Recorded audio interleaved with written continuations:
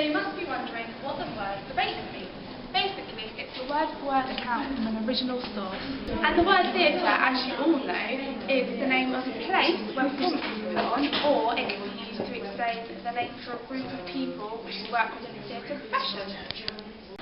These two words perfectly sum up the new and innovative style of verbatim theatre. The aim of this style is to inform the public of many global issues in an authentic way and potentially even make a change. Although verbatim theatre is enjoyed and supported by many people throughout the world, there is debate as to whether or not it actually is an authentic style.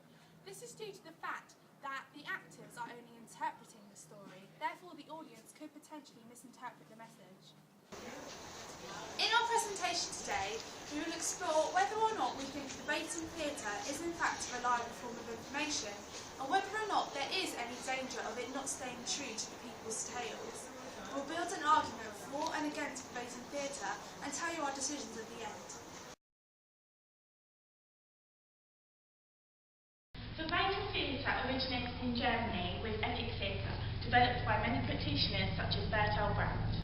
Documentary theatre became the leading theatre technique to highlight local issues.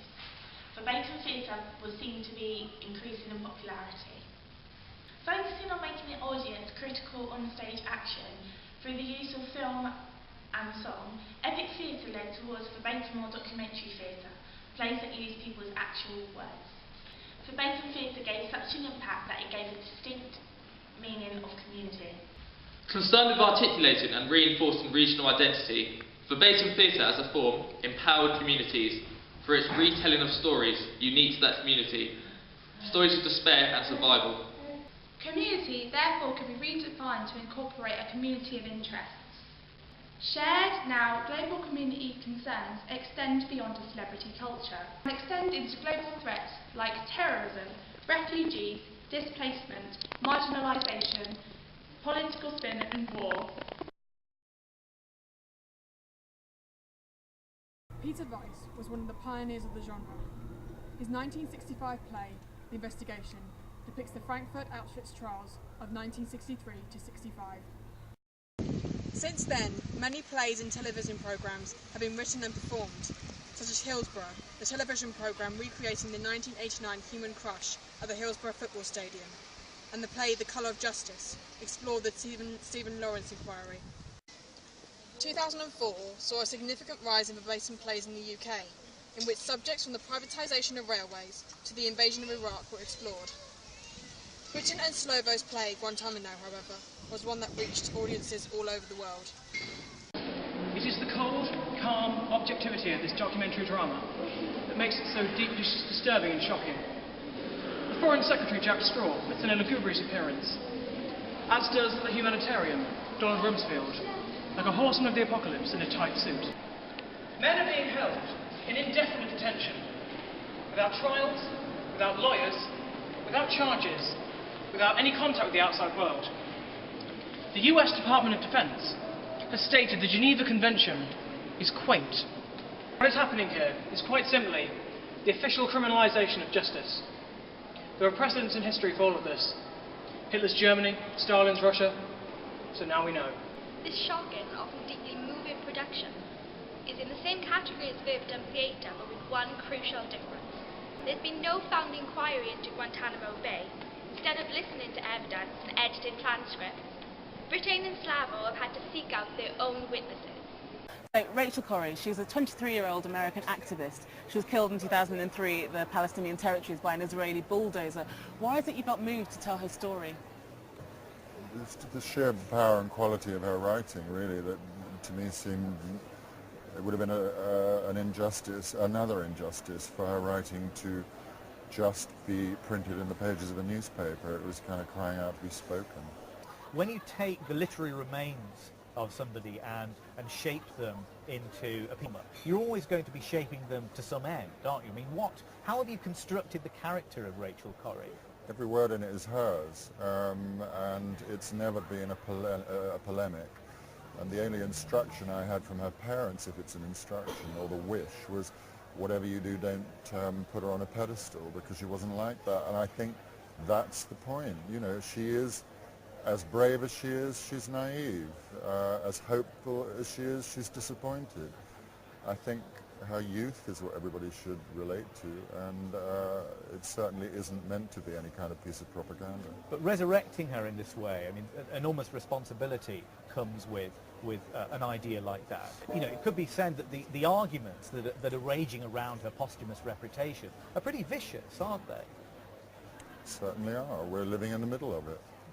What's the point of theatre if it isn't to stir up that kind of debate? I mean, that's not the only point, but it's a point that's being lost in recent years. Something very, very serious was going to take place in this country. Our political leaders had no idea. The police had no idea. But if you looked at young blacks and young whites with a discerning eye and a careful hearing, they have been telling us, and we would not listen, that what is happening in this country to them. 21st century, live the life of luxury, a paradise parody. You can be anyone you want to be, but you can't be free. The kids don't play no. Hi, I'm Martha Miller, an American playwright. I've written many verbatim theatre plays, such as The Crucible, which is based on the Salem witch trials.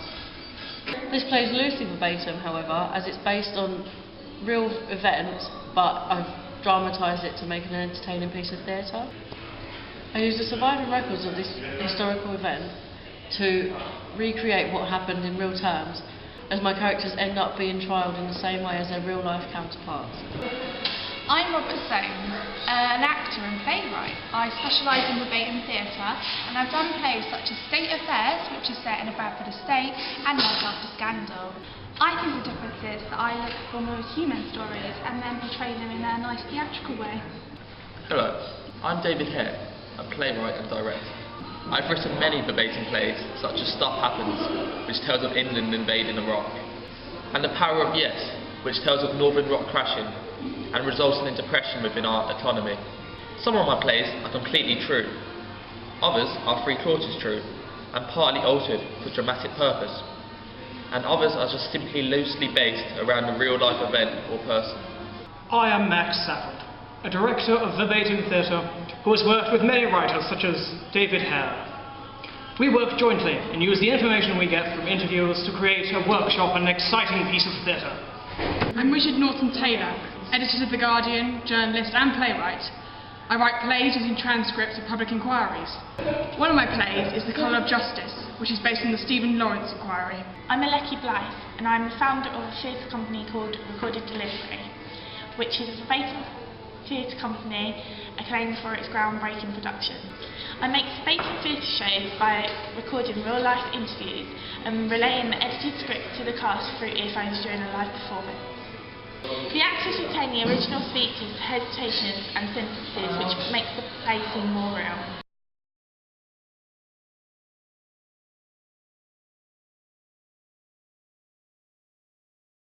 Preparing for the London Marathon was one of those most physically demanding experiences of my life. I remember people would give me different advice on how I should be training, when I should train, how I should eat, what I should eat. It was just advice after advice. I first decided that I wanted to run the marathon when I was asked to contribute towards a charity that I've been helping out for years. A friend of mine was doing it as well, so I accepted, without thinking of the challenge I set for myself. I'd never really run much before. I've never been in an event that I'd have to train for. I mean, I do go to the gym regularly, but even when I go for a jog, I'm up to breath and panting. I had 6 months to train, but still, running 26 miles seems such a long way. At first, I found it hard to motivate myself. I kept wanting to press the snooze button on my alarm every time it went off, and I never stuck to my strict diet plan. But as time went on, I got more and more focused, and I realised, the reality hit me. I was running the marathon, so I trained harder and harder each day. I started to increase the distance that I was running every single day, but eventually it was time to run the marathon. I was super, super nervous, but it was okay because all around me people were shouting good luck chants. I heard the starting gun and everyone around me started to run, but I was caught up by the crowd. I was told not to run too quickly as I would tire myself out. So I began to run at an even pace, but I didn't want to think about how far I'd run and how far I had to go. Soon the group began to break up a bit, professionals at the front, amateurs at the back. My legs began to wobble, but I kept going. Soon enough, people around me began to stop, refusing to carry on. Amongst the commotion, I lost my group. I was on my own. Time slowly crept by, and I became more and more exhausted. My heart burned, and my muscles ached. My legs began to wobble, but I kept on running. I was so exhausted, but I could see the finish line in sight, and I didn't want to give up yet. I could see other joggers around me struggling. So I had to keep going. As I neared the finish line, I could hear the crowd urging me on, but every step was getting more harder than the last. I went from a sprint down to a jog. I could feel tears coming out of my eyes, but there it was. I could see the finish line in the distance. As I crossed the finish line, the crowd roared. I was aching, tired, couldn't breathe, but I didn't care, just run a marathon.